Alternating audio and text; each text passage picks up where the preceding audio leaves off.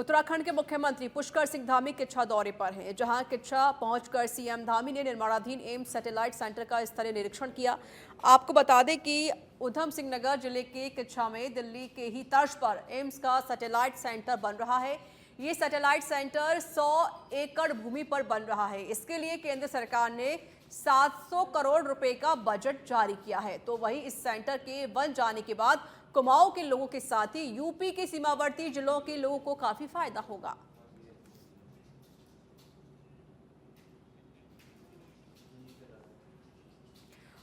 उत्तर प्रदेश के मुख्यमंत्री योगी आदित्यनाथ की मां सावित्री देवी की तबीयत बिगड़ने के बाद उन्हें जौलीग्रांट के हिमालयन अस्पताल में भर्ती कराया गया है, जिसके बाद सीएम योगी आदित्यनाथ हिमालयन अस्पताल पहुंचे और अस्पताल में पिछले 5 दिनों से भर्ती अपनी माता की कुशलक्षेम जानी।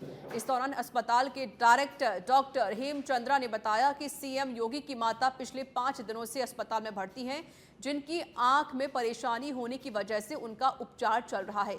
हालांकि उनकी उम्र के लिहाज से कई तरह की परेशानियां भी हो जाती हैं, लेकिन अभी वह काफी हद तक ठीक हैं। माता जी 5 दिन पहले यहाँ पर एडमिट हुई है और एक इनफैक्ट उनको थोड़ा सा आँख की प्रॉब्लम काफ़ी दिनों से चल रही थी और इस बीच में कुछ दर्द हो रहा था और देखने में ज़्यादा प्रॉब्लम हो रही थी और एहतियातन तौर पर जब यहाँ लाया गया, उनको उम्र को ध्यान में रखते हुए 85-86 के आसपास हैं, तो उनकी पूरी जांच हो रही है। और इसी बीच में ये हुआ कि माननीय मुख्यमंत्री उत्तर प्रदेश सरकार, उनके द्वारा भी इच्छा जाहिर की कि मैं माता जी को देखने यहाँ पे आना चाहता हूँ करके, तो आज उन्हीं को देखने यहाँ पे आ रहे हैं।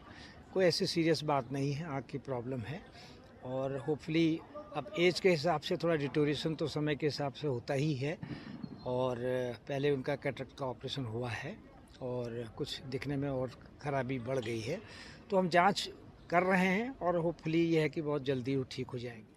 हरिद्वार को शिक्षा का हब बनाने के लिए उत्तराखंड के पूर्व मुख्यमंत्री और वर्तमान में हरिद्वार सांसद त्रिवेंद्र सिंह रावत ने अपनी सांसद निधि को शिक्षा के क्षेत्र में इस्तेमाल करने का निर्णय लिया है।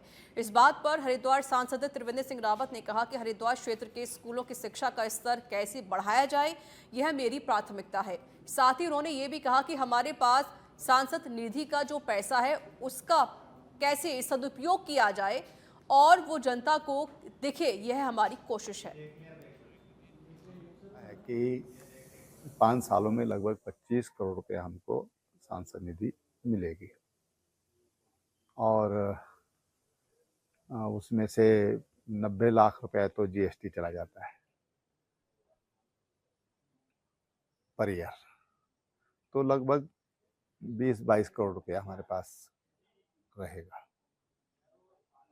तो मेरी जो प्राथमिकता है वो शिक्षा है कि हम जो हमारे स्कूल हैं, उन स्कूलों की जो शिक्षा है उसका स्तर हम कैसे बढ़ा सकते हैं और जो पैसा हमारे पास है कैसे हम मैक्सिमम उसका सदुपयोग कर सकें, जो जनता को दिखे, जनता महसूस करे कि हाँ, सांसद निधि से ये पैसा इन कार्यों में लगा है, पूरी पारदर्शिता उसमें दिखना चाहिए। उत्तराखंड के पॉलिटेक्निकल संस्थानों में जिन विषयों में कम छात्रों ने आवेदन किया है, उन्हें बंद करके आधुनिक टेक्नोलॉजी के आधार पर नए विषयों को लाने की तैयारी की जा रही है। इस बात को लेकर उत्तराखंड के तकनीकी शिक्षा मंत्री सुबोध उनियाल ने कहा कि उन विषयों को बंद कर कंप्यूटर साइंस और मैकेनिकल इंजीनियरिंग जैसे लेटेस्ट टेक्नोलॉजी वाले विषयों के साथ एक्सपर्ट में जोड़ा जाएगा। जहाँ भी हमने ट्रेड्स एक एक बंद किए हैं, वहाँ पर नए ट्रेड्स एक उन संभावनाओं के साथ जो आज लेटेस्ट टेक्नोलॉजी है, जो मैंने आपने कहा इमर्जिंग जो हमारे स्ट्रीम्स हैं, उनको किस तरह से आज की जो इस्टेब्लिश हमारी ट्रेड्स हैं, मसलन मैकेनिकल है, मसलन आपका सिविल है, इलेक्ट्रॉनिक्स है, कंप्यूटर साइंस है, इनके साथ एक स्पेशलाइजेशन के साथ जोड़ते हुए उस पर काम कर रहे हैं, ताकि बच्चों को उनको वो एम्प्लॉयबल भी हों ये ट्रेड्स, और बच्चों के जैसे सिविल और computer science with gaming and animation आदमी ने किया, तो कंप्यूटर साइंस की स्ट्रीम में भी वो अप्लाई कर सकता है और साथ गेमिंग एनिमेशन के स्पेशलिस्ट के तौर पर भी अपने को इस्टेब्लिश कर सकता है। तो इस तरह एक तकनीकी शिक्षा में किस तरह से लेटेस्ट टेक्नोलॉजी से बच्चों को हम अवगत कराएं, और उसके लिए सबसे मैंने ये भी कहा कि आप इन नए और केदारनाथ विधानसभा उपचुनाव में जीत दर्ज करने के लिए भाजपा ने प्रदेश के 5 मंत्रियों को केदारनाथ विधानसभा के विभिन्न मंडलों का प्रभारी बनाया है, जिसमें कैबिनेट मंत्री सौरभ बहुगुणा को गुप्तकाशी मंडल और कैबिनेट मंत्री सतपाल महाराज को ऊखीमठ मंडल का प्रभारी बनाया गया है। दोनों मंत्री अपने अपने क्षेत्र का लगातार दौरा कर रहे हैं। कैबिनेट मंत्री सौरभ बहुगुणा ने कहा कि गुप्तकाशी के व्यापारियों और मातृशक्ति से बात करके लग रहा है कि केदारनाथ सीट का रुझान भाजपा के लिए अच्छा है और इस बार भी यह सीट भाजपा को ही मिलेगी। वहीं दूसरी तरफ कैबिनेट मंत्री सतपाल महाराज ने कहा कि निश्चित रूप से हम विकास के लिए तत्पर हैं और मुख्यमंत्री पुष्कर सिंह धामी द्वारा उपचुनाव तक केदारनाथ का पूर्ण रूप से विकास किया जाएगा।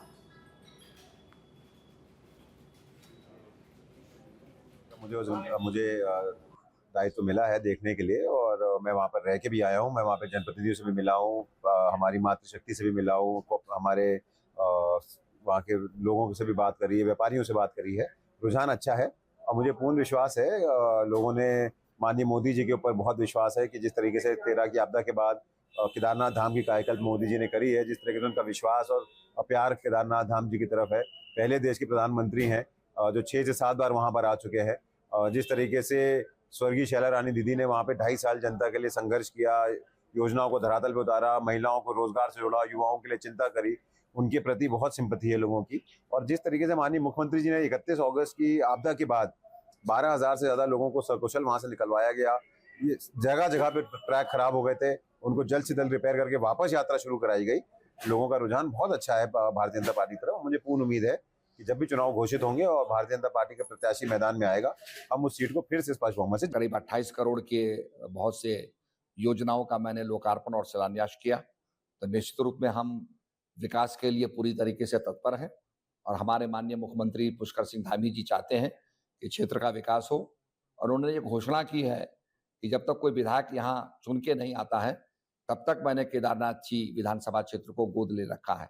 तो मैं समझता हूँ कि विकास में कोई कमी नहीं रहेगी और मुख्यमंत्री जी पूरी तरह से केदारनाथ विधानसभा क्षेत्र का विकास करेंगे। गढ़वाल क्षेत्र के अर्धसैनिक बलों के लिए कोटद्वार में CGHS बनाए जाने की मांग भाजपा प्रवक्ता विपिन कैंथुला ने करी है, जिसको लेकर उन्होंने कहा कि जिस प्रकार से सैनिकों के लिए ECHS सुविधा है, उसी प्रकार से गढ़वाल क्षेत्र के कोटद्वार, जमकेश्वर समेत कई क्षेत्रों के लिए अर्धसैनिक बलों के लिए भी CGHS की मांग मेरे द्वारा गढ़वाल सांसद से की गई है। कोटद्वार हो, उसके अगल बगल यमकेश्वर, लैंसडॉन, चौपट्टा खाल, पौड़ी जनपद हो या अन्य जगह हो, चमोली और रुद्रप्रयाग के तमाम जो हमारे अर्धसैनिक बल हैं उनके स्वास्थ्य के लिए CGHS, जिस प्रकार से ECHS जो है सैनिकों के लिए होता है, मिलिट्री के हमारे कोर हैं या इन्फेंट्री हैं उनके के लिए होता है, उनका सेंटर भी कोटद्वार में।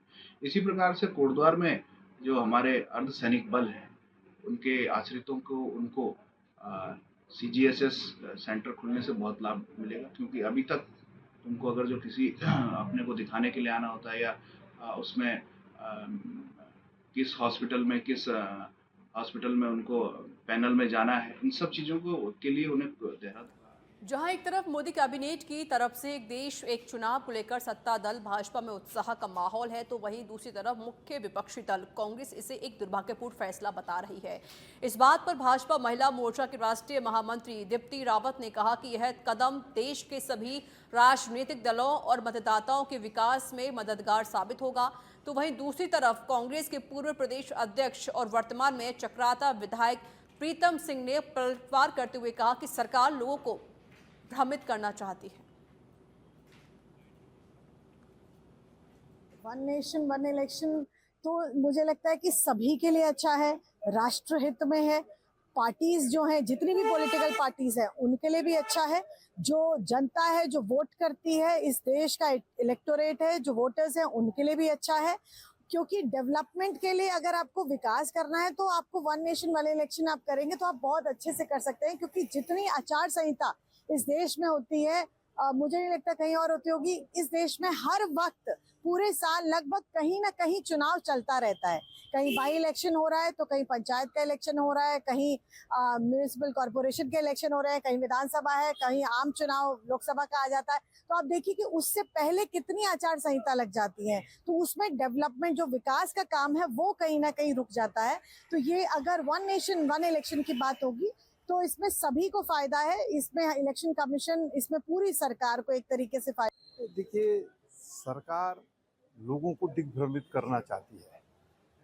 देश के संविधान में जो व्यवस्थाएं हैं, उन व्यवस्थाओं के इतर कोई बात हो नहीं सकती है। अगर किसी राज्य की विधानसभा में मध्यवर्ती चुनाव होता है तो उसके बाद भी उसका कार्यकाल 5 साल होता है, लेकिन ये सरकार लोगों को दिग्भ्रमित करने के लिए वन नेशन वन इलेक्शन की बात कर रही है।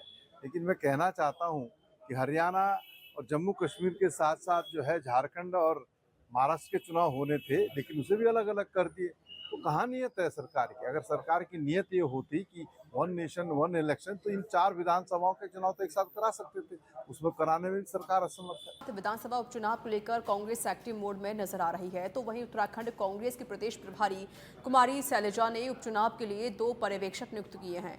उपचुनाव को देखते हुए उपनेता प्रतिपक्ष भुवन कापड़ी और विधायक वीरेंद्र जाति को पर्यवेक्षक नियुक्त किया गया है। बता दें कि कांग्रेस पार्टी ने प्रत्याशी चुनाव को लेकर सर्वे शुरू कर दिया है। पहले दौरे के सर्वे के बाद अब दूसरे चरण का सर्वे भी शुरू हो गया है। तो वहीं दूसरी ओर कांग्रेस द्वारा पर्यवेक्षक नियुक्त किए जाने पर कैबिनेट मंत्री गणेश जोशी ने चुटकी ली। उन्होंने कहा कि कांग्रेस किसी को भेज ले, लेकिन होने वाला नहीं है।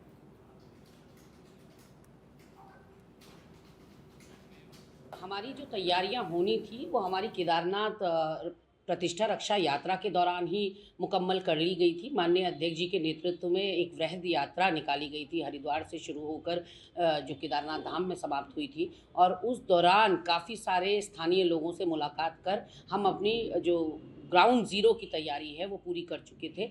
अब जो है वहाँ पर्यवेक्षक के रूप में उपनेता प्रतिपक्ष भुवन कापड़ी जी को और हमारे माननीय विधायक हरिद्वार से वीरेंद्र जाति जी को चिन्हित किया गया है, उनकी नियुक्ति हुई है। ऐसे में प्रदेश कांग्रेस बहुत लाभान्वित भी होगी और केदारनाथ उपचुनाव में कांग्रेस पार्टी उनके नेतृत्व में बहुत अच्छा प्रदर्शन करेगी, ऐसी मेरी पूरी आशा है। केदारनाथ जनता का भी पूरा आशीर्वाद कांग्रेस को। देखिए, कांग्रेस किसी को भी भेज ले, चाहे पप्पू को बुला ले, कुछ होने वाला नहीं है।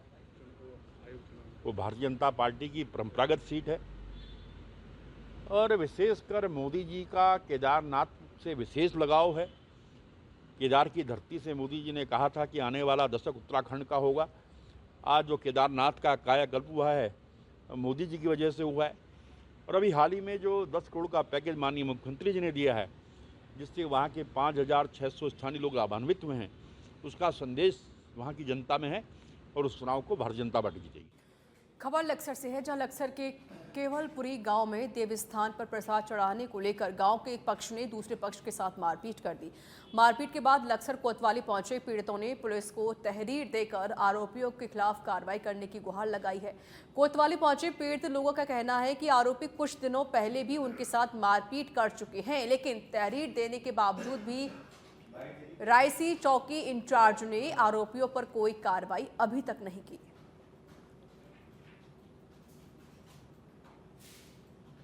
चौकी ना जी, हमारे साथ में 2 लफड़े पहले भी हुए, इन्होंने बदतमीजी करी हो। 3 तारीख को 8वें महीने की हमारे लड़के देव की जामत है रामदेव कंपनी में 5:30 बजे करीब डूंगरपुर से पड़ली तरफ इनने 5 बदमाश बुला रखे थे। 4 अपने आप से, 3 अपने आप से है। वहाँ जी फायरिंग करी चलती मोटरसाइकिल पर, लड़कों को लठ मारा, मेडिकल रिपोर्ट बनवाई हमने। 2 दिन के बाद में रायसी इंचार्ज ने हम अप्लीकेशन लिख कर दी कि मेडिकल करवा दो। जब हमने प्राइवेट में वैसे एक्सरे करवा लिया, हड्डी फ्रैक्चर आई हो, तो इस इंचार्ज साहब ने जब अगले दिन हम सुबह बच्चे जो देशों पे प्रसाद चढ़ाने के लिए गए, सोम के दोनों लड़कों ने उन्हें खिलारे मारपीट की सर, उन्हें प्रसाद नहीं चढ़ाने दिया।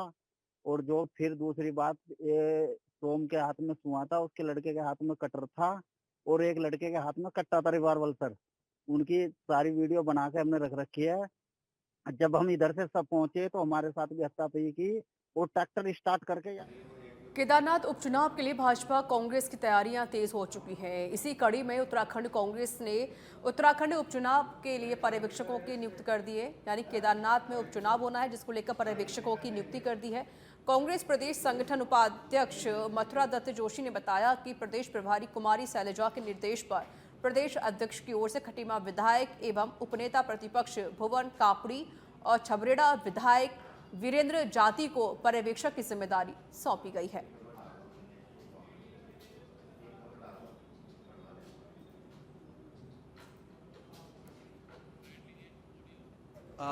भारतीय जनता पार्टी चाहे छोटा चुनाव हो चाहे बड़ा चुनाव हो, हर समय तैयार रहती है और हमारी तैयारी आज से ही नहीं, हम लगातार हमारा संगठन काम करते रहता है और सजगता से काम करता है। इसलिए हमें कोई भी किसी बात की कोई चिंता नहीं है और कोई भी सामने हो, हम हर समय तैयार है और भारतीय जनता पार्टी केदारनाथ का चुनाव अखिल भारतीय कांग्रेस कमेटी के निर्देश पर प्रदेश कांग्रेस कमेटी के माननीय अध्यक्ष आदरणीय करण मेहरा जी ने केदारनाथ उपचुनाव में पर्यवेक्षण करने के लिए 2 वरिष्ठ नेताओं की ड्यूटी लगाई है।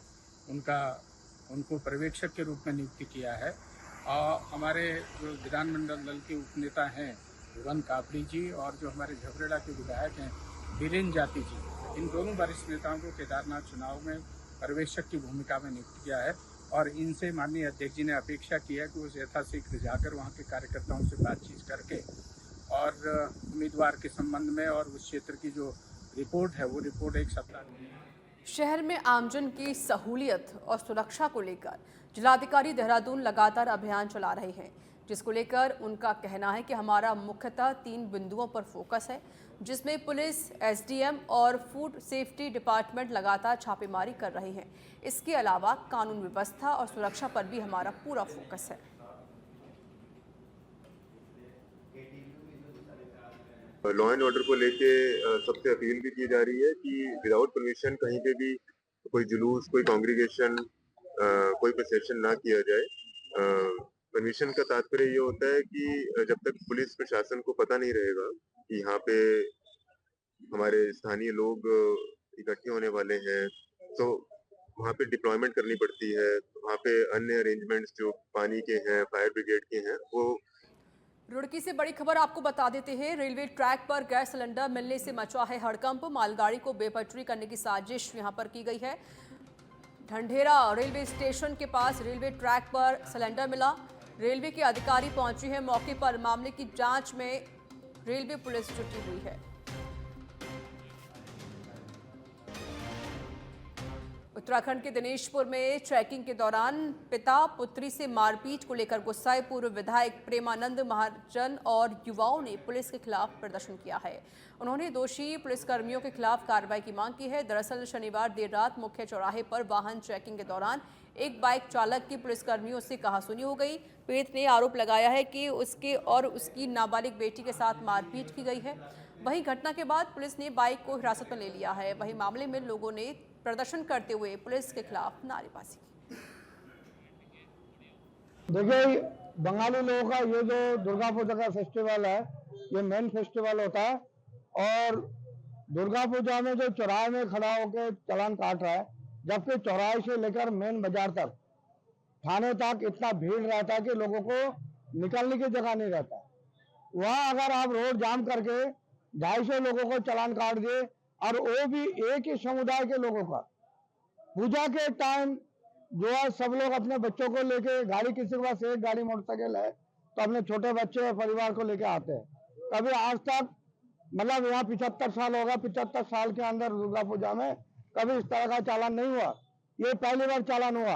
उसके बाद छोटे छोटे बच्चे के साथ, लड़कों के साथ, बच्चों के साथ बदतमीजी हुआ, मारपीट किया, जो यहाँ के स्थानीय आंसू है। ये ठीक बात नहीं है। कल दशहरे के दिन पुलिस द्वारा जो स्थानीय लोग जो मेले में आ रहे थे, उनका जबरदस्ती चालान किया जा रहा था रात के 10 बजे। उससे कहीं ना कहीं अराजकता का माहौल पैदा हुआ है कि उत्सव के दिन खासकर हमारे बंगाली समाज का इतना बड़ा पर्व है और लोग यहाँ पर 36 गांव से लोग यहाँ आते हैं मेला देखने, और पुलिस जानबूझकर व्यवस्था बनाने के नाम पर जो व्यवस्था फैलाने का काम किया है और कहीं ना कहीं लोगों को मारा पीटा तक, इवन बच्चों पर भी हाथ उठाया। देखिए, कल जो ये बर्बरतापूर्ण घटना हुई है, ये अभी जो घटना विस्तार से जो बताया, ये वर्मा जिनके साथ जो पीड़ित है, तो जिस तरीके से चालान की प्रक्रिया के तहत उसके साथ मारपीट किया गया, जो वीडियो में देखा जा रहा है, ये बहुत ही निंदनीय है, क्योंकि उनका कहना